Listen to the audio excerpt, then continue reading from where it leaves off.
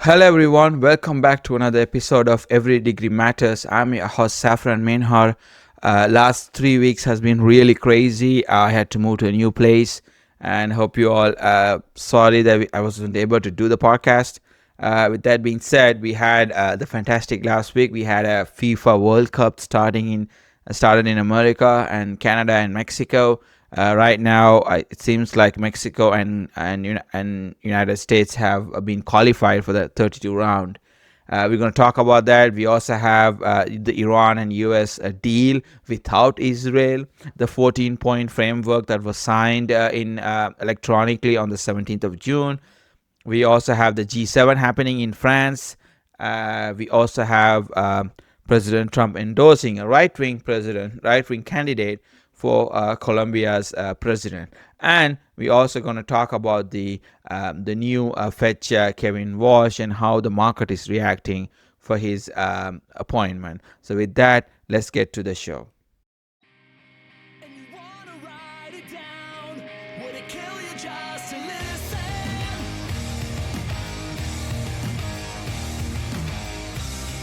And you wanna sell it out with the words out of your position.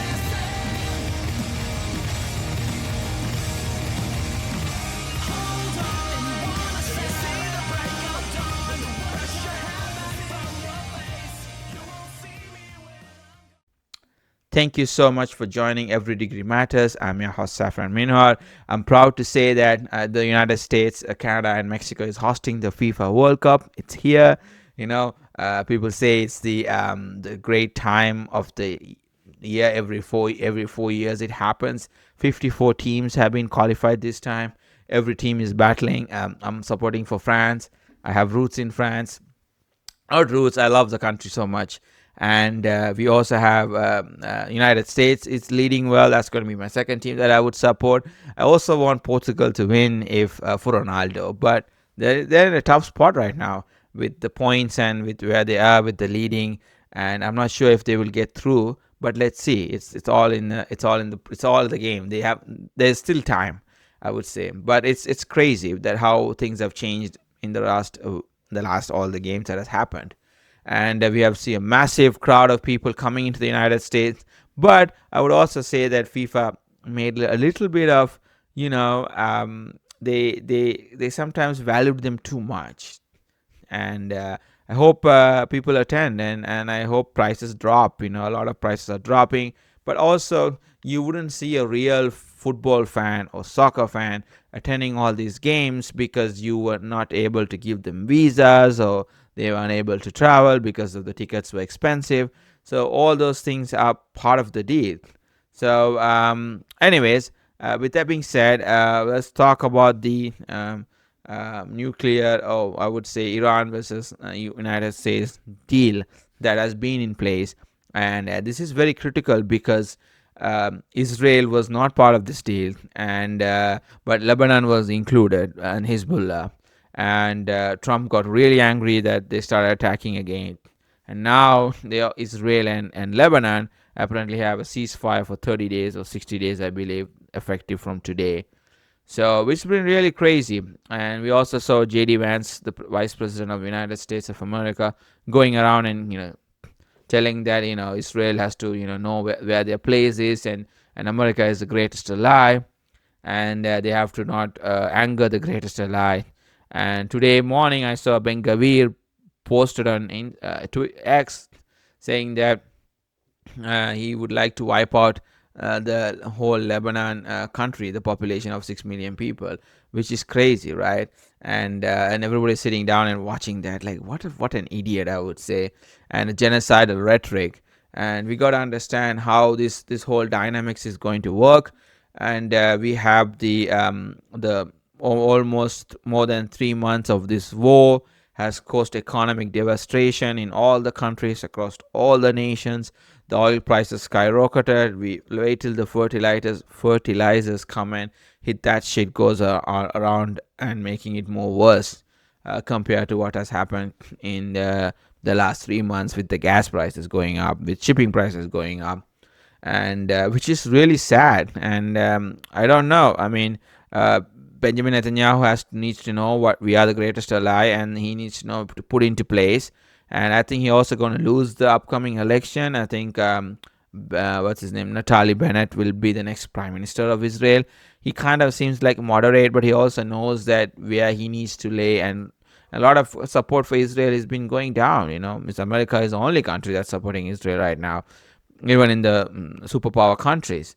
And this is very sad and pathetic, and also it's a big disappointment on Benjamin Netanyahu's side for leading Israel to this point. And obviously Lebanon has been a big question, and why they want to wipe out the whole southern Lebanon, like capture them, like I have no clue. And it's just they wanted to grab the land. Is this the Greater Israel project that they're planning to do?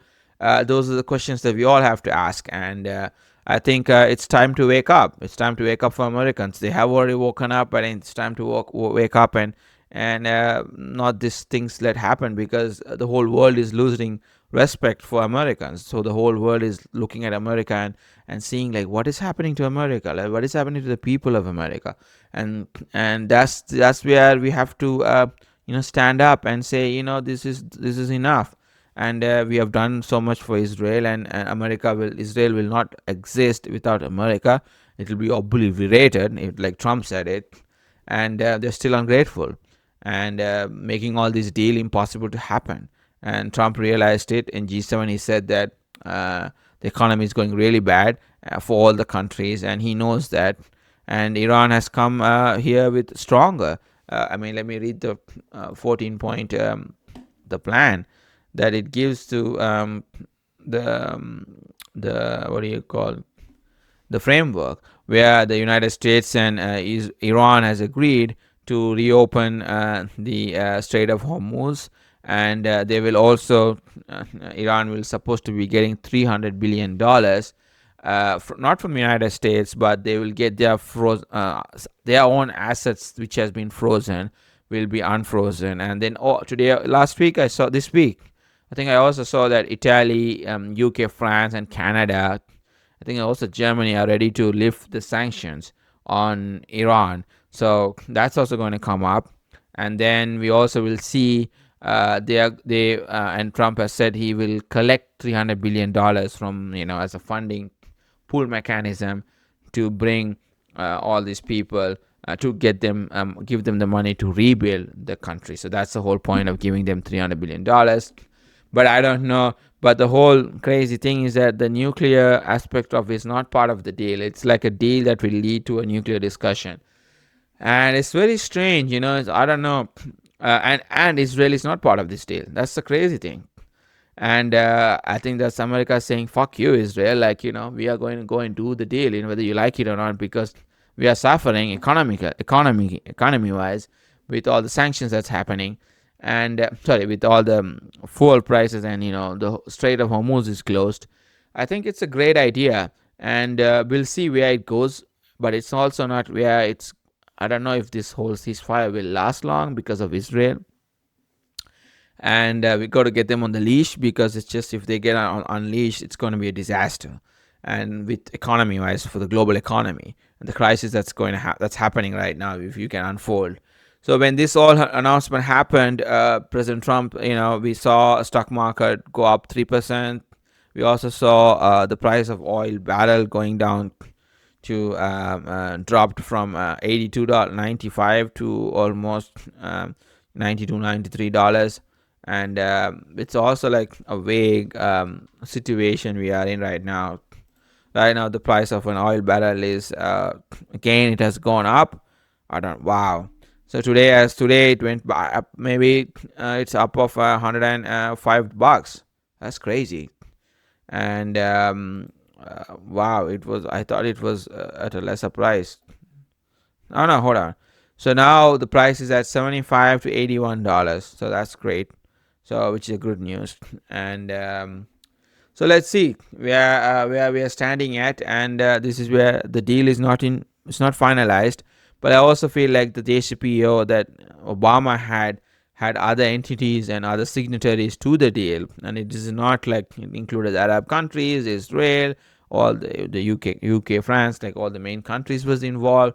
Right now, it's just UK and Iran and United States. So we don't know what's going to happen with Lebanon front, and Israel is more radical, reactive, and I have no idea. I think Israel is going to lose all their support, and I don't know. Israel will be left alone in this whole game, and hopefully the people of Israel elect a new leader and get ousted Ben Gavir and all those people, because if not, this is not going to work hard. This is going to be pretty for them, and there are a lot of unanswered questions of what led for Benjamin Netanyahu for having October 7th happen. So these are the discussions that needs to be happening, and Trump really wants to ceasefire, but I don't. Israel is pushing us so hard. I think the worst case scenario could be we might start cutting funding for Israel. So they don't want to end up in that situation. I hope they realize that, and I hope that this will let them know that they have to be very careful of where they are headed to in terms of this whole Israel-America relationship, and it's getting really, really at the bottom level, except the president, lacking supporting them. So along with that, we also have the G7 happening in France, in Versailles. There was a dinner where they signed the agreement, and the G7 meeting was held in Yvain. It's a France, bringing together all the G7 countries: United States, UK, Canada, Germany, Italy, France, of course, and Japan, and the EU. So these are the countries that goes on G7. They also talked about they also had deployed. The main focus was ongoing global instability caused by U.S.-Iran conflict.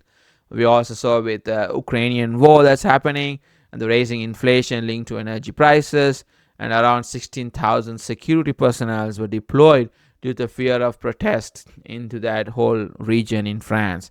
It's crazy. And the biggest outcome of the summit was the Iran-US framework agreement aimed to stopping these months of escalation in the Middle East. The deal includes a proposed 60-day ceasefire, where they will also work on finding out and also a ceasefire window, partially easing of sanctions, and they will also discuss the limiting the nuclear program. And the oil market, as I said before, quickly went down, and the oil barrel is right now at $75. And then over the Strait of Hormuz, which, I mean, you have to understand, 20% of the global oil passes through the Strait of Hormuz. It's not like 1% or 2%.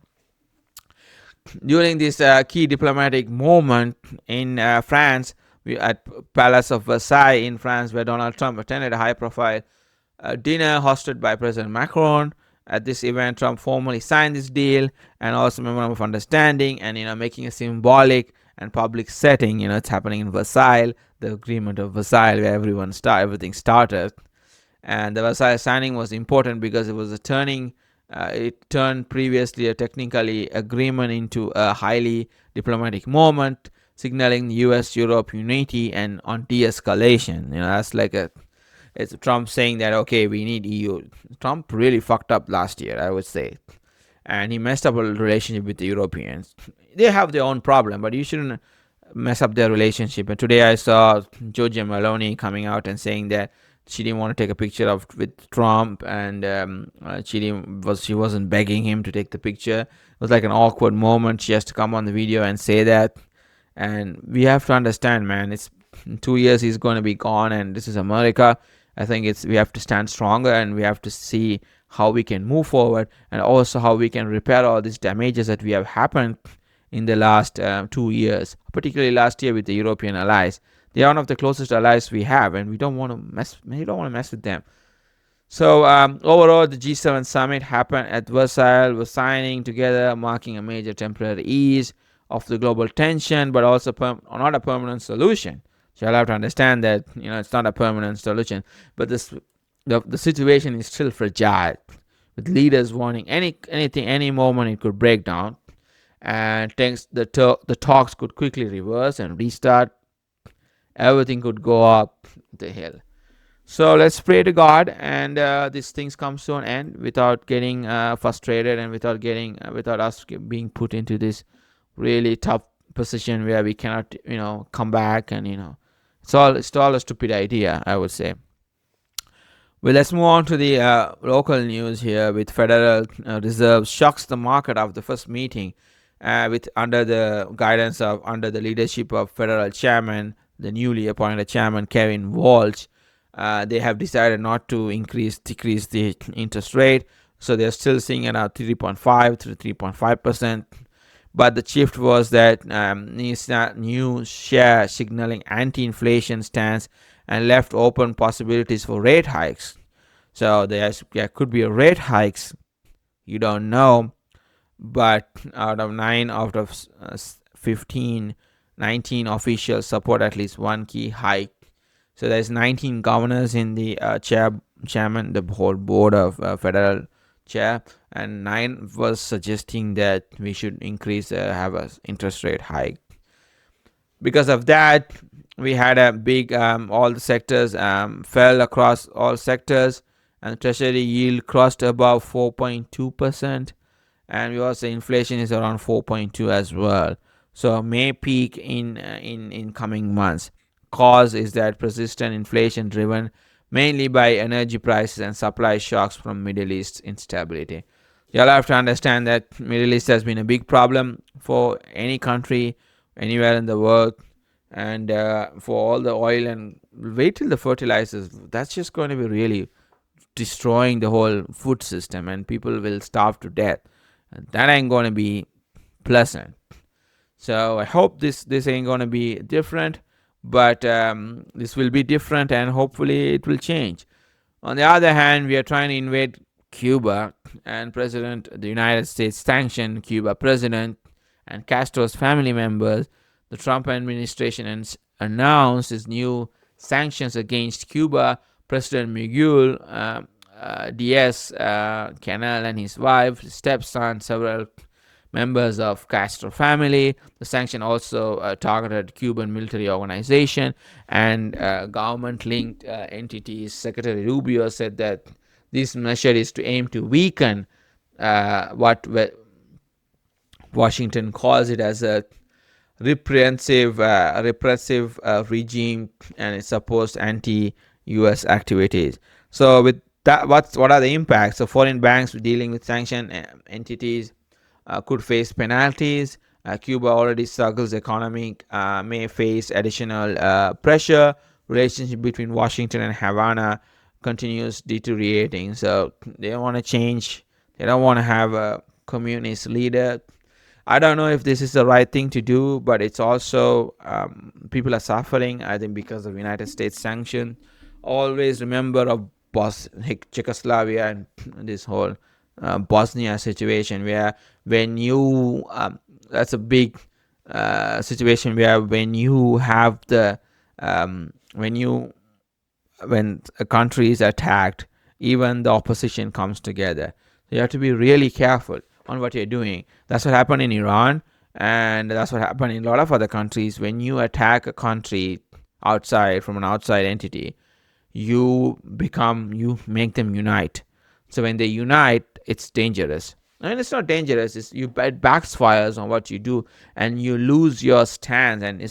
And for example, America is no more the U.S., the global hegemon. America has lost his superpower. We can talk about it militarily. Maybe, yeah, we are strong. How many of the whole other world is going to listen to us unless we enforce with as being a bully or forcing them with things? So that's a bad sign. Our words should mean, but now our words don't mean. We just fire rockets, and people have to be bullied into signing a deal, bullied into figuring out things, which is really bad as a country. So, anyways, with that, Congress has been divided over a government surveillance because a major political fight is underway in Congress. Section 207 of FISA, a surveillance law that allows intelligence agencies to collect foreign communications. Some Republicans have joined Democrats in supporting Trump's efforts to renew the program without reforms. Critics argue that Americans communications can be swept into a system without warning, while support says it's critical for counterterrorism and national. So, so we are going back. What's UK is doing? Is that what you wanted to do? Like survey every people? That's crazy. Senate recently blocked the legislation that could have extended the program. Wow. So now we are in a situation where we might turn into another UK. If you know, if you don't know, if you understand, the land of the free will not be land of the free anymore. If we start to surveillance every citizen who are talking to another country, their friends, family, this is going to be really bad. And I hope we don't get to this situation. It's really going to get ugly and not nice. Not going to be nice at all, in my understanding. So then we also saw talked about President Trump endorsing a Colombian candidate, right-wing candidate, publicly, and his name is what's his name? Oh, I don't know his name, but yeah. And Donald Trump publicly endorsing a right-wing candidate ahead of the Colombia presidential cycle. The endorsement is part of the U.S. strategy of shifting focus on anti-drug. So imagine, because before it, this she came, Maria Fanan, whatever her name, she came in, she gave the peace prize, but nothing happened. What happened? She's an idiot. Like, she's a real dumb idiot. She thought that she could flex through, and no, but unfortunately, Trump endorsed the right wing guy who didn't even come here. So the Colombia, after picking up Maduro, Maduro was from Venezuela. Sorry, guys, I got confused. So the reason why Colombia, that's another whole situation. God, it's confusing.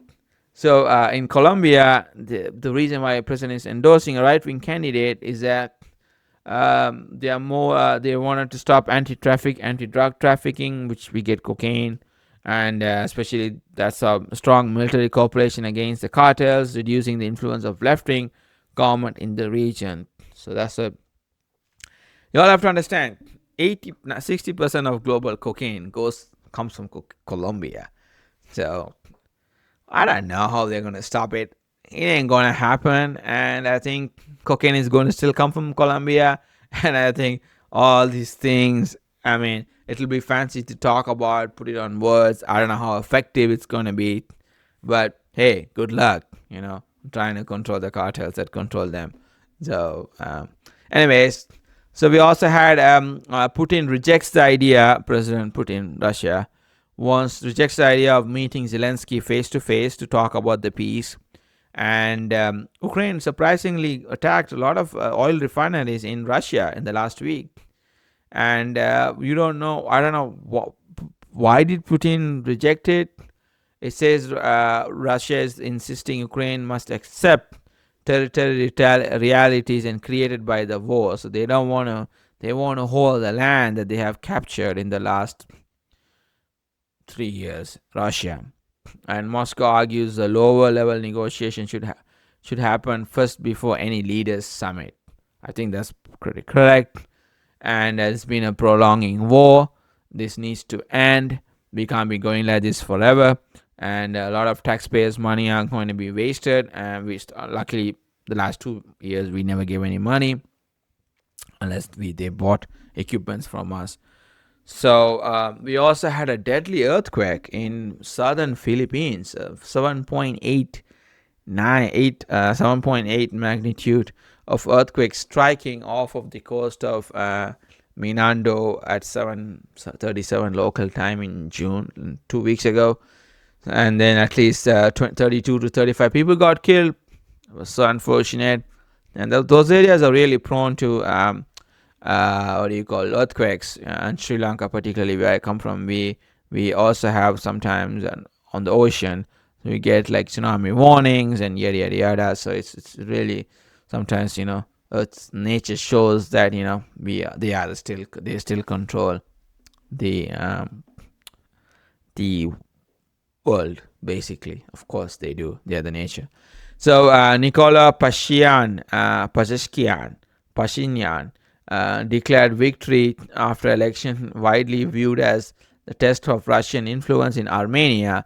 Why it matters is that Armenia's new PM claims election victory. For decades, Armenia was considered as one of the Russians' closest ally. However, the relationship deteriorated after Russia failed to prevent Azerbaijan's taking over of Nagorno-Karabakh and in 2023.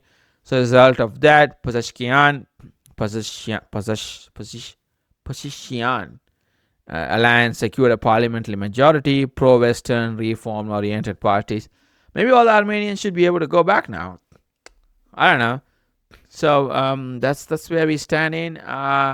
Anyways, thank you so much for joining Every Degree Matters. Hopefully, we're able to do this next week and stay strong. And it's FIFA fever, and everything is exciting. Hopefully, France wins. That's what I'm supporting for.